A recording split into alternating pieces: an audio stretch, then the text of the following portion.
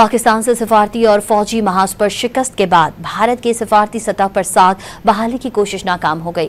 आलमी जरीदे टेलीग्राफ ने दावा किया है कि नरेंद्र मोदी ने सफारती सतह पर साख बहाल करने के लिए जो वफ्द तश्कील दिया वो इख्तलाफात का शिकार हो गया।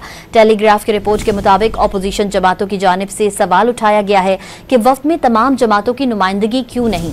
मुतादिद सियासी रहनुमाओं ने भी वफ्द का हिस्सा बनने से इनकार कर दिया है। अपोजिशन रहनुमा संजय राउत ने दावा किया है कि मोदी सरकार सफारती कमेटी से भी सियासी फायदा उठाना चाहती है। अपोजिशन लीडर राहुल गांधी की जानिब से सफारती वफ्द के लिए भेजे गए नाम भी मोदी सरकार ने मुस्तरद कर दिए थे। पाकिस्तान से सफारती और फौजी महाज पर शिकस्त के बाद भारत के सफारती सतह पर साख बहाली की कोशिश नाकाम हो गई।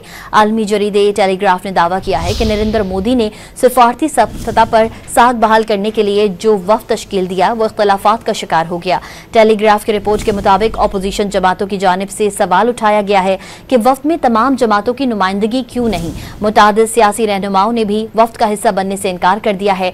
अपोजिशन रहनुमा संजय राउत ने दावा किया है कि मोदी सरकार सफारती कमेटी से भी सियासी फायदा उठाना चाहती है। अपोजिशन लीडर राहुल गांधी की जानिब से सफारती वफ्द के लिए भेजे गए नाम भी मोदी सरकार ने मुस्तरद कर दिए थे।